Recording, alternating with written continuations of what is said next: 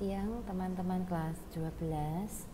Pada pertemuan kali ini kita akan melanjutkan materi kita pada masa Indonesia di masa reformasi ya. Jadi setelah kemarin kita mempelajari tentang Orde Baru, kemudian Pak Soeharto akhirnya diturunkan oleh rakyat secara paksa, kemudian Pak Soeharto akhirnya mengundurkan diri, kemudian digantikan oleh wakilnya, yaitu Pak Habibie akan naik menjadi presiden, walaupun memang waktunya tidak lama ya.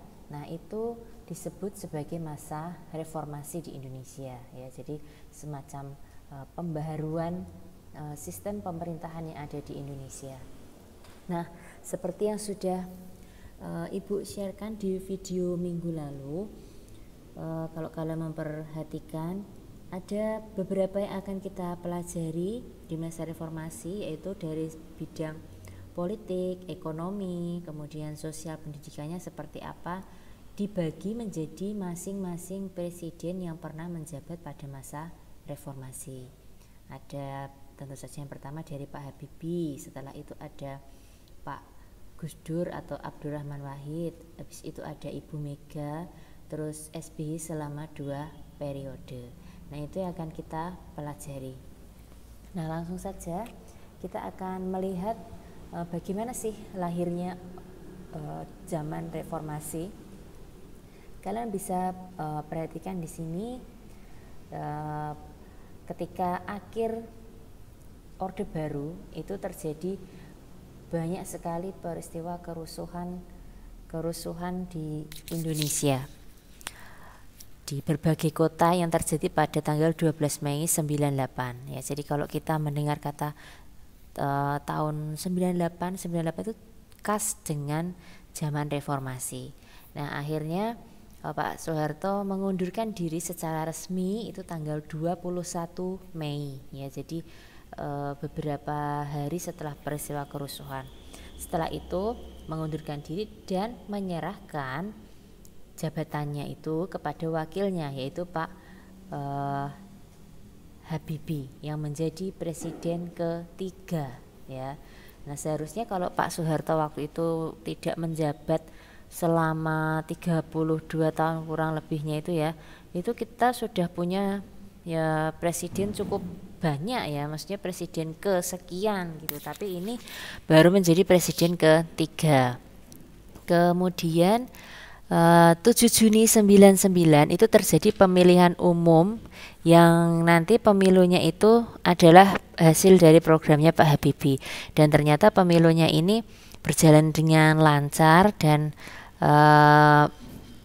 sedikit lebih baik ya daripada zaman pemilunya Pak Soeharto. Dalam arti lebih baiknya itu tidak terjadi banyak tawuran antar sesama partai, kemudian korbannya juga sedikit, nanti ada ya, Ibu akan jelaskan. Kemudian 20 Oktober 99 itu Pak Gus Dur atau Abdurrahman Wahid itu dilantik menjadi presiden keempat. Terus 9 Agustus 2001 itu karena Gus Dur itu juga adalah presiden ketiga di Indonesia yang diturunkan oleh rakyat, yaitu yang pertama ada Soekarno, yang kedua ada Pak Harto, yang ketiga ada Pak Gus Dur. Nah, jadi nanti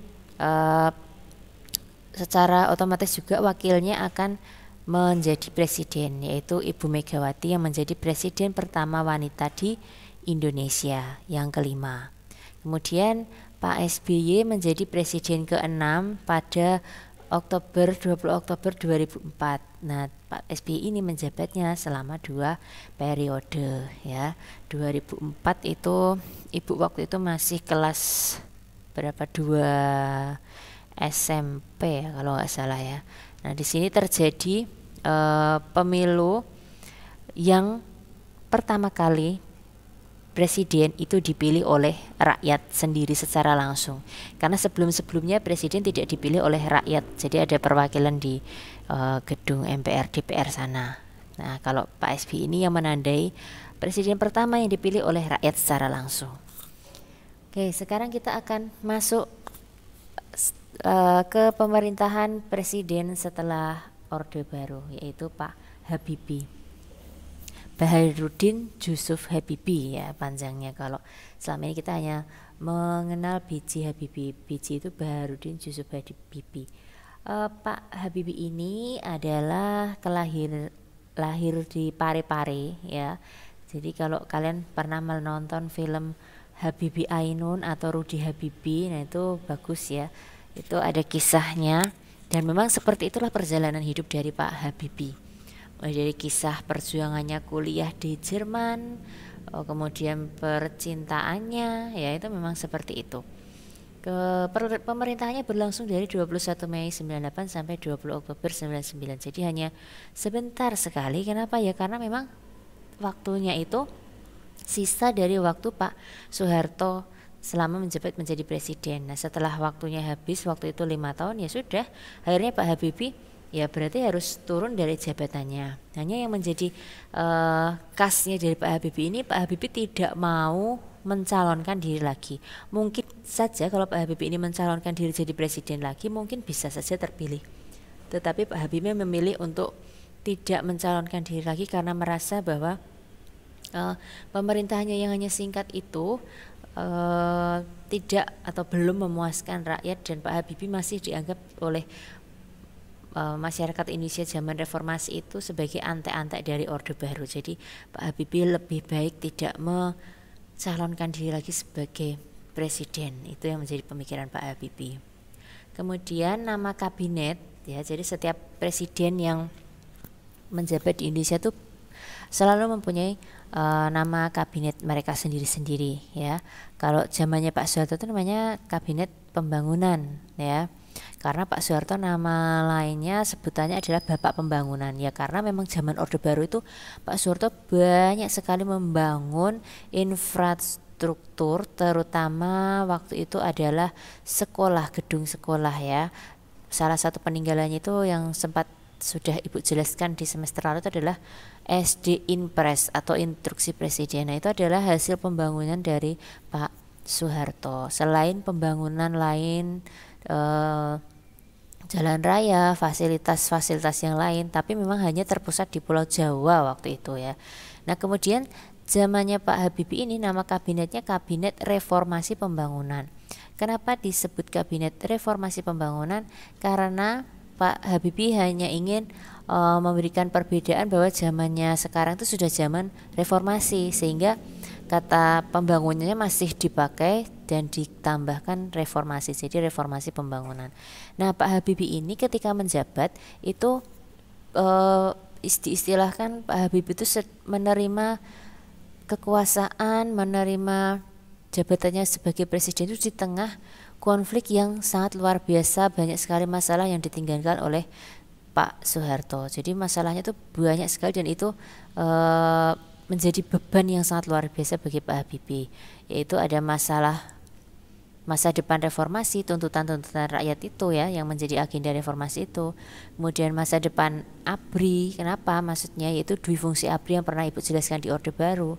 Terus ada masa depan daerah-daerah yang ingin melepaskan diri, salah satunya adalah Timur Timur yang terkenal pada masa Pak Habibie ya, saya rasa kalian sudah tahu semuanya. Kemudian masa depan perekonomian dan kesejahteraan rakyat. Nah ini ada sidang istimewa MPR 98 yang dilangsungkan pada tanggal 10 sampai 13 November 98. Yang menjadi pembicaraan di dalam sidang itu adalah bagaimana mengamandemen Undang-Undang 45. Nah, untuk amandemennya itu apa saja tidak akan Ibu jelaskan di sini karena ini sudah menjadi materi di PKN ya. Kemudian ada pencabutan keputusan P4. Nah, Ibu harap kalian masih ingat P4 itu apa zamannya Orde Baru ya. Itu nanti akan dicabut sebagai mata pelajaran wajib karena dianggap ini sebagai doktrin gitu ya. Kurang tepat sehingga dicabut pada zaman reformasi. Nah, ini yang menjadi revolusi juga buat Pak Habibie, yaitu jabatan presiden dan wakil presiden itu dibatasi hanya sampai 2 kali masa tugas atau 2 periode, dan masing-masing periode itu selama 5 tahun ya, seperti yang kita jalani sekarang ya. Misalkan yang sudah 2 kali itu ya Pak SBY dan Pak Jokowi sekarang ya. Jadi Pak Jokowi sudah 2 kali tugas, masa tugasnya, dan masing-masing tugasnya itu selama 5 tahun. Jadi apa maksudnya, pemilu tahun depan presiden itu Pak Jokowi sudah tidak boleh lagi ya, karena sudah 2 kali. Ini untuk menghindari apa sih? Yaitu menghindari zaman seperti Orde Baru, supaya tidak terjadi terulang seperti zamannya Pak Soeharto. Kenapa? Karena seorang pemimpin itu kalau sudah lama memimpin pastilah akan berubah ya, pasti akan menjadi tidak maksimal lagi, dan dari segi usia pun kan juga sudah tidak tidak, staminanya berbeda gitu ya. Jadi dibatasi masa jabatannya. Kemudian yang keempat, agenda reformasi politik meliputi pemilu, terus ada dui-fungsi ABRI, kemudian memeriksa kekuasaan pemerintah. Yang kelima, mendorong kebebasan mengeluarkan pendapat, kebebasan pers, berserikat, serta pembebasan tahanan politik dan narapidana politik. Nah, poin yang kelima inilah yang ingin diperjuangkan oleh Pak Habibie, yang pada zaman Orde Baru itu sungguh-sungguh tidak bisa terlaksana dengan baik. Kenapa? Karena zaman Orde Baru tidak boleh ada suara-suara yang mengkritisi pemerintahan. Nah, padahal sudah jelas salah tapi tidak mau dikritik. Nah, itu tidak ada di zaman Orde Baru. Nah, Pak Habibie ingin membukanya kembali. Kemudian berserikat, berkumpul itu diizinkan, dan pembebasan tahanan politik dari narapidana politik. Kenapa tahanan politik kok dibebaskan? Karena ternyata pada zaman Orde Baru itu banyak mereka yang masuk ke penjara, tetapi itu karena bukan mereka salah, tapi karena dikambing hitamkan dan lain-lain. Nah, Pak Habibie berusaha untuk membebaskan mereka. Nah, kemudian dari bidang politik zamannya Pak Habibie apa saja yang dilakukan? Yaitu ada pencabutan P4 seperti yang Ibu jelaskan tadi, pembatasan masa jabatan presiden, melaksanakan agenda reformasi, kemudian kebebasan mengeluarkan pendapat, dan yang belum Ibu jelaskan yaitu yang poin ini, diberlakukannya otonomi daerah yang lebih demokratis dan semakin luas. Jadi memberikan kebebasan kepada setiap daerah untuk mengatur kehidupan ekonomi politik mereka ya. Jadi diberikan kebebasan berpolitik. Nah, zamannya Orde Baru kan hanya ada 3 ya parpol. Nah, zamannya Pak Habibie diberikan kebebasan sampai akhirnya muncul 48 partai politik saat pemilu zamannya Pak Habibie. Kemudian pencabutan ketetapan meminta surat izin terbit bagi media massa cetak. Ini apa maksudnya? Jadi zamannya Pak Soeharto itu ada yang namanya surat izin terbit. Kalau sebuah majalah atau koran, media massa cetak yang lainnya itu tidak memiliki SIT, mereka tidak boleh menerbitkan tulisan-tulisan mereka ya, itu untuk membatasi kritik terhadap Orde Baru. Nah, zamannya Pak Habibie itu dihapuskan. Kemudian pelaksanaan pemilu tanggal 7 Juni 1999 dapat terlaksana dengan demokratis dengan kemenangan secara urut-urutannya 5 besar. Itu ada PDIP ya, diingat-ingat teman-teman, ada kata P-nya huruf P-nya di belakangnya itu PDIP. Kedua Golkar, PKB, PPP, dan PAN. Nah, jadi kalau zaman Orde Baru itu selalu kalau setiap pemilu itu yang menang biasanya selalu Golkar. Nah, beda kali ini yang menang itu PDIP. Kemudian melaksanakan referendum Timur-Timur. Jadi memberikan kebebasan kepada Timur-Timur untuk menentukan nasib mereka, mau ikut Indonesia, memisahkan diri dari Indonesia, itu diberikan kebebasan. Nah, nanti ada materinya tersendiri. Nah, kemudian Ibu akan tunjukkan ini nama-nama 48 parpolnya ya, tidak perlu dihafalkan ya, sekedar pengetahuan saja. Terus ini adalah peserta pemilu atau gambar atau logo dari parpol-parpol yang tadi ada 48 ya. Jadi kalian bisa bayangkan dulu tuh yang dipilih tuh banyak seperti ini ya. Padahal dulu orang yang buta huruf itu juga masih banyak, tapi mereka masih disuruh melihat gambar-gambar seperti ini. Kalau sekarang kan sudah lebih sederhana ya. Nah, kemudian ini tentang pemilunya. Bagaimana pemilunya itu berlangsung? Terlaksana dengan damai tanpa ada kekacauan. Jadi masa kampanyenya relatif damai dibandingkan dengan zaman Orde Baru ya ini. 19 orang meninggal VS atau versus pemilu 97 diikuti 3 parpol yang meninggal 327. Nah, jadi dulu itu pemilu yang zaman Orde Baru itu yang meninggal dengan 3 parpol itu yang meninggal 327. Nah, sementara pemilu yang zaman reformasi parpolnya ada 48 tapi yang meninggal itu hanya 19. Nah, itu bisa dikatakan relatif damai. Kemudian ini ada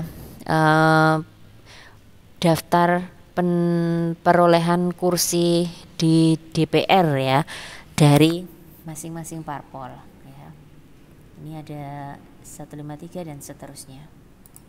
Kemudian bagian ini ya, ini bagian yang penting dan bagian khas dari zamannya Pak Habibie, yaitu yang ada namanya referendum Timur Timur. Nah, ini Ibu jelaskan latar belakangnya dulu. Kenapa sih ada referendum Timur Timur?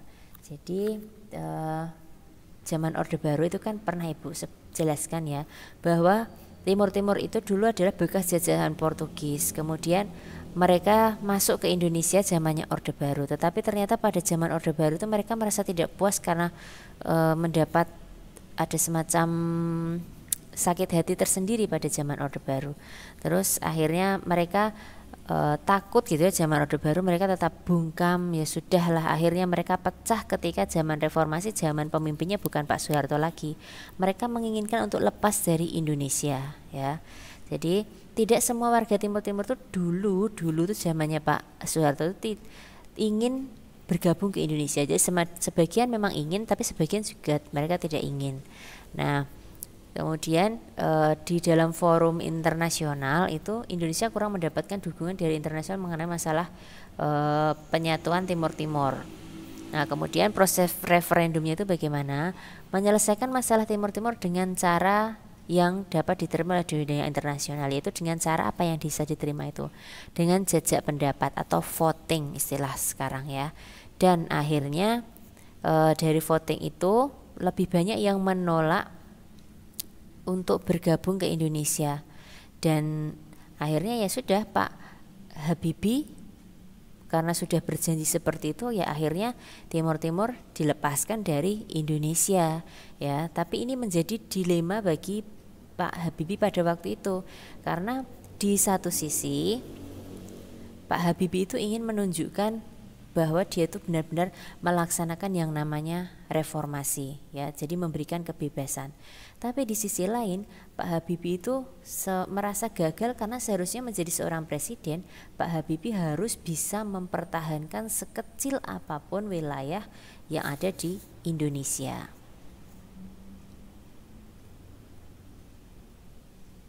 Tetapi ya apa daya, karena sudah terlaksana jejak pendapat ya akhirnya Pak Habibie harus melepaskan Timur Timur, dan akhirnya menjadi Timor Lorosai yang dinyatakan merdeka dengan presiden pertamanya itu adalah Sanana Gusmao ya. Nah, kalau kalian kemarin ketika Pak Habibie sakit dan akhirnya meninggal, itu Pak Sanana Gusmao ya, di belakang ini gambarnya, itu sempat mengunjungi Pak Habibie ketika masih sakit di rumah sakit, dan akhirnya mereka berpelukan gitu ya, karena mereka merasa bahwa mereka tuh punya ikatan dulu ketika Timur Timur itu ingin lepas dari Indonesia tuh, mereka berdua menjadi sahabat gitu, sehingga Pak Sanana Gusmao ketika Pak Habibie sakit tuh beliau menjenguk di rumah sakit. Nah, kemudian yang berikutnya bidang ekonomi dari Pak Habibie. Nah, Pak Habibie mampu mengatasi perekonomian khususnya dalam perbankan, larangan praktek monopoli dan perlindungan konsumen. Jadi meskipun waktu itu hanya sebentar, tapi Pak Habibie mampu mengatasi masalah krisis moneter pada waktu itu ya, berhasil menurunkan inflasi peninggalannya Pak Soeharto yang tadinya 15.000 atas dolar itu ya menjadi 6.700, dan distribusi keuangan pokok berjalan dengan lancar. Nah, ini sudah prestasi yang luar biasa karena dari 15.000 menjadi 6.700 ya. Jadi ini sudah lumayan normal. Jadi krisis moneter berhasil diselamatkan. Kemudian juga Pak Habibie fokus ke pembangunan kelautan. Kemudian yang berikutnya kita sampai di bagaimana sih Pak Habibie itu akhirnya turun dari jabatannya. Yang pertama, turun dari jabatan bukan karena diturunkan, tetapi karena memang waktunya sudah habis. Kemudian pada tanggal 1 sampai 21 Oktober itu berlangsung sidang umum MPR hasil pemilu ya, hasil pemilu yang 48 parpol tadi. Jadi MPR di sini sudah orang-orang baru. Nah, ketua MPR terpilih dan anggotanya mengadakan sidang dan meminta pertanggungjawaban presiden masalah Timur Timur, KKN, ekonomi dan HAM. Jadi Pak Habibie itu diminta mempertanggungjawabkan masa jabatan sisanya Pak Soeharto itu di hadapan MPR dan terutama tentang masalah yang waktu itu Timur Timur lepas dari Indonesia. Nah, akhirnya Pak Habibie itu memutuskan untuk tidak menjabat atau mencalonkan diri lagi di periode kedua karena pidatonya Pak Habibie itu ditolak oleh MPR karena dirasa gagal dalam mempertahankan wilayah Timur-Timur dari Indonesia. Dan akhirnya berakhirlah masa kekuasaan Pak Habibie selama hanya 17 bulan. Nah, sekarang kita masuk ke presiden berikutnya. Presiden kedua masa reformasi ya, itu adalah Pak Gus Dur atau Abdurrahman Wahid, tapi lebih dikenal dengan Gus Dur. Kenapa Gus Dur gitu ya? Pak Gus Dur ini kelahiran Jawa Timur ya. Jadi Pak Gus Dur ini adalah cucu atau keluarga dari salah satu pendiri pondok pesantren terkenal di Jawa Timur, yaitu pesantren Tebu Ireng Jombang. Jadi kalau kalian perhatikan Pak Gus Dur ini latar belakangnya sangat dari keluarga muslim sekali gitu ya. Tetapi Pak Gus Dur ini tidak membeda-bedakan agama yang menjadi khas dari Pak Gus Dur itu. Jadi Pak Gus Dur itu disebut Bapak Pluralisme karena Pak Gus Dur ini merangkul semua keberagaman. Meskipun Pak Gus Dur ini sebenarnya orang yang sangat muslim, tetapi dia tidak fanatik terhadap agama yang lain. Kemudian Pak Gus Dur ini disebut atau panggilannya Gus Dur itu karena panggilan masa kecil. Gus itu dari kata bagus, Dur itu dari namanya Abdurrahman, jadi disingkatnya Gus Dur. Berlangsung pada 20 Oktober 99 sampai Juli 2001, jadi tidak lama juga. Karena mendapat kemenangan yang didapat dari dukungan poros tengah. Nah, poros tengah itu apa teman-teman? Ibu kembali ke slide yang sebelumnya ya. Jadi poros tengah itu ini ya, poros tengah itu adalah PKB ya. Nah, PKB ini nanti akan bergabung dengan PPP ya, karena memang dua partai ini adalah partai yang berideologi Islam. Jadi mereka itu masing-masing nanti punya calon untuk presiden yang akan menggantikan Pak Habibie gitu ya. Salah satunya kalau PDI itu ya Ibu Megawati ya. Tetapi mereka nanti kan akan presidennya itu dipilih oleh DPR kan ya, belum dipilih oleh rakyat. Nah, nanti kalau mereka bergabung, mereka punya kekuatan yang lebih. Akhirnya suaranya Ibu Mega, meskipun Ibu Mega itu nomor 1 atau juara 1 gitu ya di pemilu dari segi partainya, tapi ternyata tetap kalah dari poros tengah karena nanti poros tengah itu akan bersatu. Nah, akhirnya karena calonnya itu yang kedua itu nilai pemilunya presiden yang kedua itu yang paling banyak itu Ibu Mega, yang pertama itu Pak Gus Dur. Ya sudah, secara otomatis waktu itu Gus Dur menjadi presidennya, Ibu Mega menjadi wakilnya. Jadi kalau sebelum pemilu secara langsung itu kalau presiden dan wakilnya itu tidak disandingkan secara bersamaan dari awal itu tidak ya, tetapi siapa yang dukungan nomor 1 dia yang menjadi presidennya, dukungan terbanyak kedua dia menjadi wakilnya. Berbeda dari zaman yang mulai Pak SBY dan sekarang ya, antara presiden dan wakil itu sudah disatukan visi misinya dari dulu. Jadi apa teman-teman kelemahannya ya? Jadi kalau dulu kelemahannya zaman ini ya Pak Gus Dur ini, antara presiden dan wakilnya belum tentu mereka itu satu visi ya. Kalau yang sekarang kan sudah jelas karena mereka sudah bersanding dari awal. Nama kabinetnya itu adalah Persatuan Nasional. Nah ini adalah kebijakan Gus Dur ya, kebijakan Gus Dur yang viral gitu ya, meneruskan kehidupan yang demokratis dan memberikan kesempatan berpendapat, kebebasan beragama, dan ini teman-teman memperbolehkan kembalinya penyelenggaraan budaya Tionghoa. Jadi Pak Gus Dur inilah yang mengesahkan agama ke-6 di Indonesia, Konghucu ya, dan mengizinkan kembali pelaksanaan budaya-budaya Tionghoa kayak seperti barongsai dan lain sebagainya itu diizinkan boleh ditampilkan di Indonesia. Kenapa? Karena zaman Orde Baru itu tidak diizinkan teman-teman ya. Jadi etnis Tionghoa atau Cina itu sangat didiskriminasi. Nah yang mengangkat kembali itu zamannya Pak Gus Dur. Nah, kemudian mengapa akhirnya Pak Gus Dur ini disebut sebagai bapak pluralisme atau keberagaman, karena ini kebijakannya ini. Dan Pak Gus Dur juga mengesahkan hari libur Imleknya itu Pak Gus Dur juga ya. Nah kemudian ini permasalahan yang dihadapi oleh Gus Dur. Banyak bermunculan gerakan separatis di Aceh, Maluku, dan Papua. Banyak kebijakan Gus Dur Abdurrahman Wahid yang ditentang oleh MPR dan DPR. Terhentinya pemeriksaan terhadap mantan Presiden Soeharto atas kasus korupsi.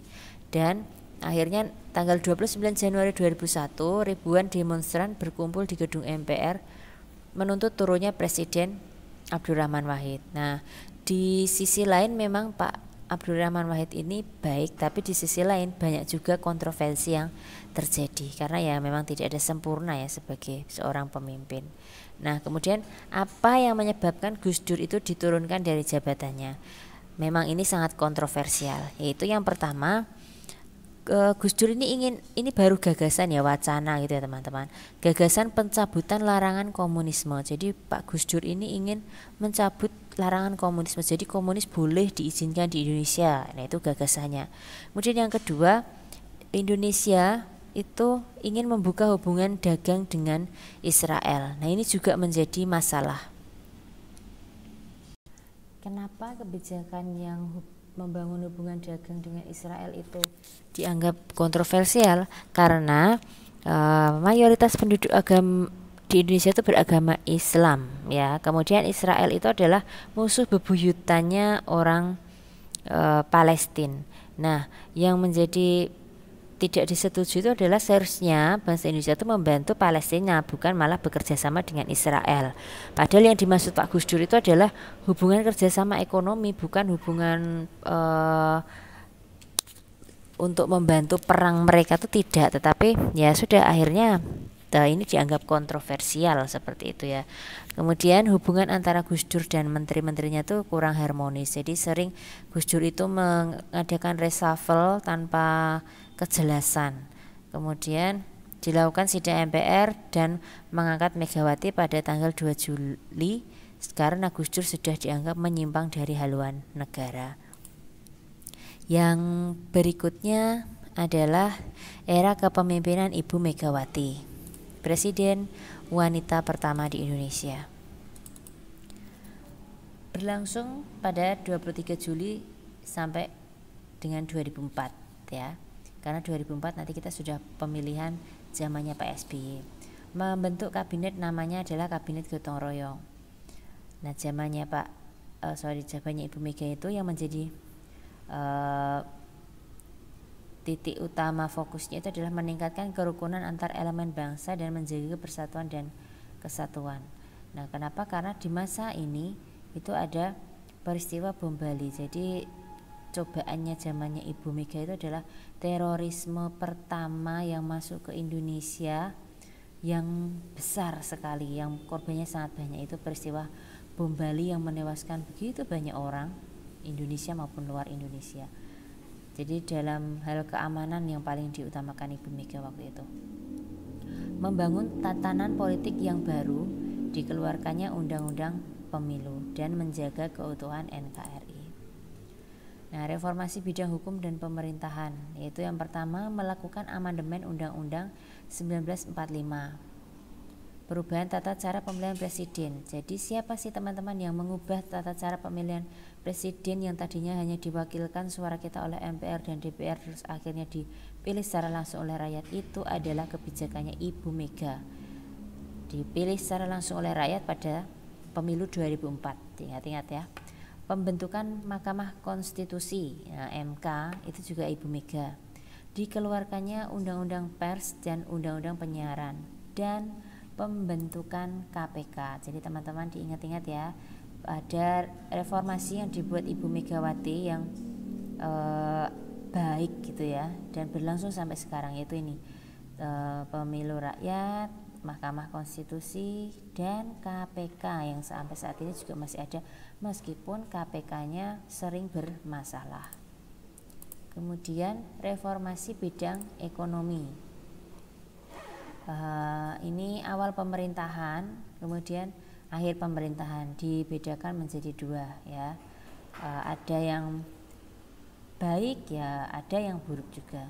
Yang awal pemerintahan itu rendahnya tingkat inflasi, stabilnya cadangan devisa, nilai tukar rupiah membaik, stabil harga-harga barang dan kepercayaan investor. Akhir pemerintahannya nilai tukar rupiah menguat, jumlah penduduk masih banyak yang miskin, naiknya BBM dan tarif dasar listrik ya, tarif dasar listrik dan hutang luar negeri. Jadi awal itu bagus, tapi di akhir-akhir pemerintahannya itu cenderung memburuk.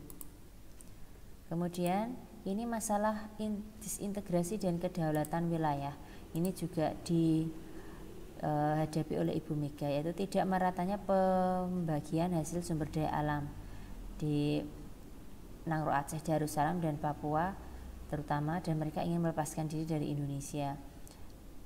Syukurlah tidak jadi lepas ya, tapi ada yang lepas, yaitu Pulau Sipadan dan Legitan ke tangan Malaysia 17 Desember 2002. Nah, posisinya ada di sini.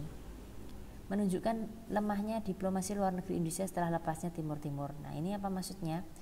Zamannya Pak Habibie itu Timur Timur lepas. Nah, kemudian beberapa wilayah yang ada di pojok-pojok ya, di ujung-ujung itu mereka juga ingin ikut-ikutan lepas seperti Timur Timur gitu ya, dan salah duanya Sipadan dan Legitan ini. Terus Aceh kan juga ada di ujung, Papua juga ada di ujung, mereka juga ingin melepaskan diri, tapi syukurlah tidak ya, semoga tidak terjadi lagi hal semacam ini ke depannya.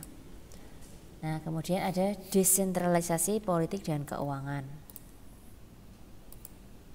Oke, Ibu akan lanjutkan ke upaya pemberantasan KKN ya. Jadi zamannya Ibu Mega itu untuk mengatasi KKN ini dibentuk KPK.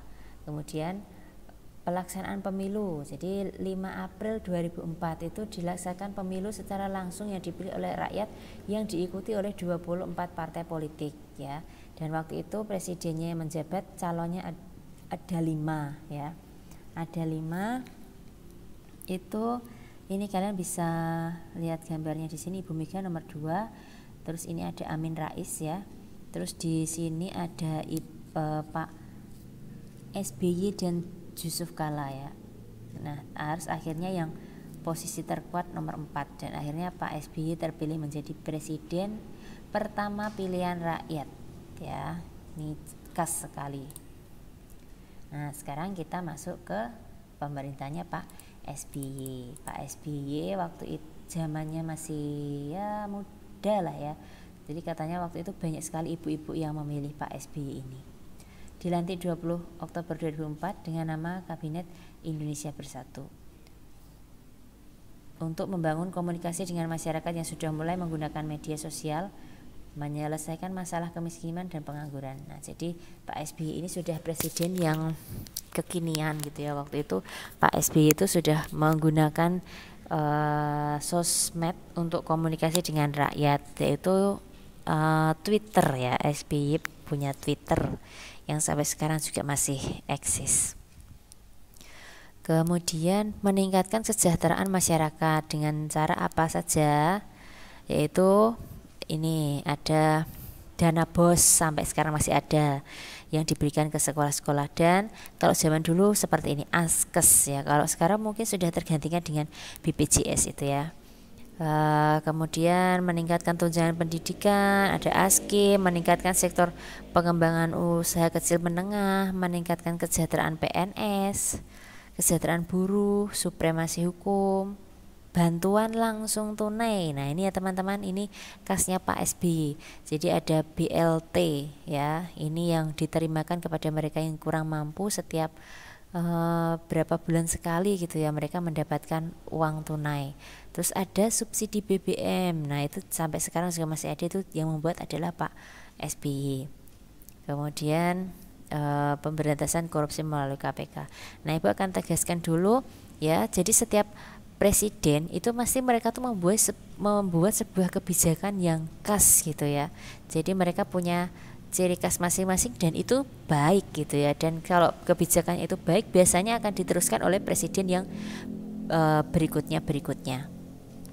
Kemudian reformasi di bidang politik dan upaya menjaga konsolidasi pemerintahan. Jadi SBY membentuk Setgab atau Sekretariat Gabungan untuk menyatukan visi dan misi membangun agar arah koalisi berjalan seiring dengan kesepakatan bersama. Jadi koalisi antar parpol itu ya. Kemudian penerapan otonomi daerah, mengedepankan aspek transparansi dan menggunakan sosial media, karena zaman 2004 itu adalah zaman dimana sosial media itu sudah mulai muncul ya. Kalau sekarang kan sudah wow sekali. Nah 2004 tuh baru mulai awal-awal orang-orang tuh pada punya HP ya, HP yang seperti Nokia 3315 gitu ya. Jadi sudah mulai punya HP, harga HP sudah bisa dijangkau oleh masyarakat itu mulai tahun 2004. Kemudian upaya untuk menyelesaikan konflik dalam negeri ya, menyelesaikan masalah gerakan Aceh Merdeka dengan melakukan pendekatan secara langsung kepada masyarakat. Konflik agama di Poso, kemudian konflik di Papua. Jadi Pak SBY berusaha untuk menyelesaikan masalah-masalah yang ada itu dengan pendekatan-pendekatan berbicara langsung kepada tokoh-tokoh masyarakat yang terlibat di dalam konflik tersebut. Jadi berusaha untuk jangan sampai wilayah-wilayah di Indonesia itu melepaskan diri dari Indonesia. Nah kemudian setelah 2004 sekarang pemilu yang 2009 ya, jadi 5 tahun setelahnya. Nah popularitas dan kepercayaan masyarakat meningkat sehingga SBY terpilih lagi di pemilu 2009. Berarti karena kebijakannya 5 tahun itu baik, dan terus akhirnya Pak SBY terpilih kembali ya dengan kebijakan-kebijakan yang lainnya. Kemudian pemilu 8 Juli 2009 dimenangkan kembali oleh SBY. Nah ini adalah peserta pemilu 2009 ya, parpolnya ada berapa ini ya, kalian bisa lihat ini. Kemudian ini adalah calon presidennya pada waktu itu ada 3. Nah waktu itu Bu Mega nyalon lagi bersama dengan wakilnya itu Pak siapa ini, Menteri Keamanan sekarang, dan dia punya Pak Prabowo ya. Jadi dia nomor 1 tuh ada Mega dan Pak Prabowo, kemudian ada Pak Susilo dan Budiono, ini ada Yusuf Kala dan Pak Wiranto. Nah ini jargon mereka. Kalau yang ini tuh JK Win gitu ya. Terus ada SBY berbudi. Terus ini ada Mega Pro. Nah jadi itu ada jargon-jargon mereka ya. Terus akhirnya dimenangkan kembali oleh nomor 2. Nah ini kalian bisa lihat ternyata walaupun mereka itu di pemilu yang kemarin itu berseteru, tapi mereka di pemilu 2009 mereka tuh menjadi teman ya. Jadi memang tidak ada musuh dan teman abadi di dalam politik ya teman-teman. Nah, sekarang kita akan melihat ke slide terakhir. Euforia berdemokrasi, demokrasi pada masa reformasi. Nah, sebenarnya ini adalah tentang bagaimana reformasi itu dampaknya bagi kehidupan bangsa Indonesia. Jadi dampak positifnya itu memberikan ruang seluas-luasnya bagi perubahan sistem dan penerapan demokrasi di Indonesia. Keinginan untuk mengatur wilayahnya sendiri terpenuhi di dalam otonomi daerah. Pemilu secara langsung untuk mengangkat kepala daerah mulai dari gubernur hingga bupati dan wali kota. Dan melahirkan sejumlah media massa baru yang lebih bebas menyuarakan berbagai aspirasi masyarakat. Nah, ini bagus ya. Tetapi ternyata dampak reformasi itu juga ada yang kurang baik, yaitu pemerintahan Orde Baru jatuh dan muncul era reformasi membuat rakyat itu istilahnya mereka berlarut-larut dalam euforia reformasi dan membuat kadang kebebasan itu tidak ada batasannya. Jadi mereka tidak terkendali. Nah, itu yang menjadi dampak reformasi yang sesungguhnya. Nah, kemudian ini ada peran pelajar, mahasiswa, dan tokoh masyarakat dalam perubahan politik dan ketatanegaraan di Indonesia. Maksudnya apa? Jadi ternyata pelajar, mahasiswa, dan tokoh masyarakat seperti kalau kalian itu ya pelajar ya, kemudian kalau ibu mungkin masuk dalam masyarakat gitu ya. Ternyata mereka ini berperan terhadap perubahan politik yang ada di Indonesia. Perubahan atau perannya mereka itu apa terhadap perubahan politik di Indonesia ya? Contohnya kalau kalian sebagai pelajar, kalau sudah usianya di atas 17, kalian ikut pemilu, kalian kan juga berperan menentukan perubahan politik di Indonesia. Maksudnya apa? Kalau kalian memilih, misalkan ya, ini contoh saja, misalkan pemilu kemarin, misalkan memilih Pak Jokowi. Nah, berarti kan kalian mengubah di Indonesia itu politiknya jadi Pak Jokowi yang menang. Coba kalau banyak yang memilih misalkan Pak Prabowo pada waktu itu. Nah, kita tidak tahu sistem atau gaya pemerintahnya Pak Prabowo seperti apa. Jadi kita itu berperan dalam perubahan politik di Indonesia dengan kontribusi kita masing-masing. Kemudian ini contoh dari peran-peran mahasiswa ketika mereka berperan dalam mengubah tatanan pemerintahan Indonesia, yaitu ini materi yang zamannya Pak Soekarno dan Orde Baru ya.